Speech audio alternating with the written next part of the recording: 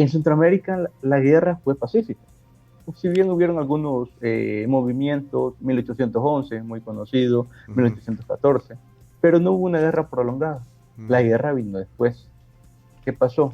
15 de septiembre de 1821 se declara la independencia. ujú. Pero el acta de independencia, si la lees, es una declaración que no especifica qué forma de gobierno se va a asumir. No dice si vamos a hacer un gobierno federal, no dice si vamos a ser republicano, no dice si vamos a hacer una monarquía constitucional.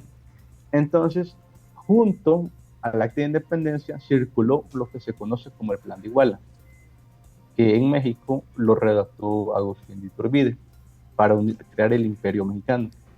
Entonces, allí hubo la disputa, porque la capital de Centroamérica, que era Guatemala, ellos se interesaron en este proyecto porque les convenía para seguir siendo la capital de Centroamérica. En cambio, los ciudadanos de San Salvador apostaban por un gobierno republicano, es decir, quitar totalmente esa figura del emperador. Entonces, ahí vino la Primera Guerra por la resistencia de San Salvador de unirse al Imperio Mexicano. Entonces, hubo allá por marzo de 1822 una primera invasión de fuerzas guatemaltecas y acontece lo que se llamó la Batalla del Espino en Ahuachapán. O sea, ese es el primer conato de violencia, primer conflicto internacional o primera guerra, si lo queremos ver, ya en la era independiente. A partir de eso se desarrolla la guerra contra México, que va a durar hasta más o menos julio de 1823, no, Ujú. perdón, 1822, y a partir de entonces, pues ya el ejército trigarante, como se le conoce, el ejército mexicano, pues va a tomar San Salvador y va a anexar a San Salvador por la fuerza. Pero este imperio no dura, cae tempranamente el imperio de Turbide, lo depone y ya vuelve pues a su independencia en Centroamérica. Lo curioso de este caso, que de alguna manera la guerra contra México sirvió para unir aquellos batallones, aquellas milicias disgregadas que estaban en San Miguel, que estaban en Santa Ana, estaban en San Salvador, para unirlos bajo un solo ejército. Entonces, digamos que los ejércitos nacen en contextos de emergencia, es decir, cuando hay una necesidad defensiva. Y a partir de eso es que surge la intención más tarde, pues ya de crear un ejército profesional Mira, y permanente. con México fue pues, ya no solo guerra de fútbol. Pues sí, porque eso, De ahí viene entonces. de ahí viene. No, No, bueno.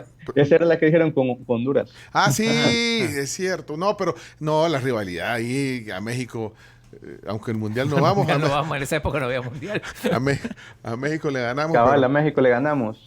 entonces ahí, Correcto. entonces digamos esa podría ser en la historia la primera guerra, porque fue, decís La 1820, primera guerra salvadoreña, le queremos ver. con- Sí, con- con- 1822. Ajá. después de la independencia, de la firma De de la independencia. independencia, ajá. Sí, Bueno, sí. con México. Y bueno, y luego, bueno, se funda, ya lo que nos explicaba con el decreto en estos días, bueno, el 7 de mayo de 1824, y se funda esa Legión de la Libertad, decías, Leonel. Así se llamó, Legión de la Libertad.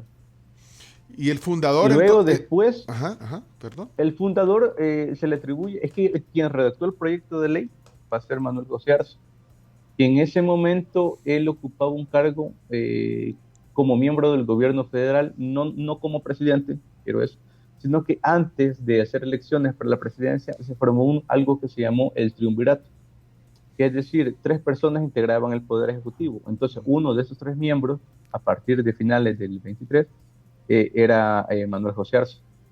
Y también eso está relacionado a, pues también, recordemos que las relaciones políticas en El Salvador sí, y en Latinoamérica siempre han sido muy clientelares, o sea, muy de compadrazgo y todo eso. Mm, Porque el presidente pues, de la Asamblea era el tío de Manuel José Arce, que era ah, José Matías Delgado. espérate, era sobrino de José Matías Delgado. Eh, Sí, Arce era sobrino de José Matías Delgado. Y también tenía una relación familiar con Juan Manuel Rodríguez, que fue el jefe del Estado. Entonces también, o sea, Nepotismo. acordate que en aquella época San Salvador no era la ciudad enorme como conocíamos ahora, era, qué sé yo, 1000 personas o poco más, o sea, no era una ciudad grande ahora, entonces era común que todas las familias estuvieran emparentadas. Bueno, pues sí, pero bueno, estás cansado, Chino. Siento que ¿Te gusta la historia, Chino? Me O sea, encanta, me encanta. ¿crees que hablemos de la historia argentina, Chino? No, Es que no. Chino es argentino, no sé si lo conocías, aquí está el Chino. Ah, Sí. dato curioso para meter a Argentina. ¿Ustedes saben por qué la bandera bueno, primero la federal y luego la salvadoreña es azul y blanco? Mm. Yo sé que escuché que en algún momento que tenía alguna relación con la bandera argentina, pero no sé si era mito. Por ahí se maneja que sí, Ah, sí. porque durante la guerra de independencia, bueno, el proceso inicia en 1808, deponen al rey, llega Napoleón, invade la península ibérica, pone al hermano José I, Napoleón, pero en 1814 vuelve el rey Fernando VII y el único territorio que se mantuvo independiente después de 1814 fue Río de la Plata. Entonces Río de la Plata se convirtió en el como símbolo de la libertad, de la independencia. Mm.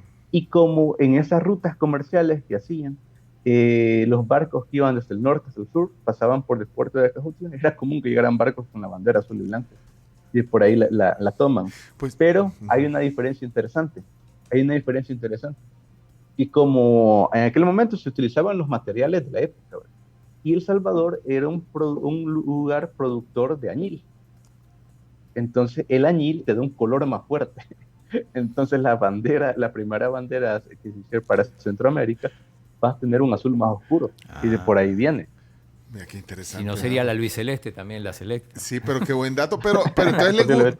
le gustó a todos, porque bueno, Guatemala, Y Honduras, Nicaragua. Nicaragua. Bueno, ya, Los ticos siempre. Fíjate que ujú, hay unas anécdotas por ahí, que te digo, ujú, no tengo documentos, pero hay unas anécdotas por ahí, que de hecho fue así.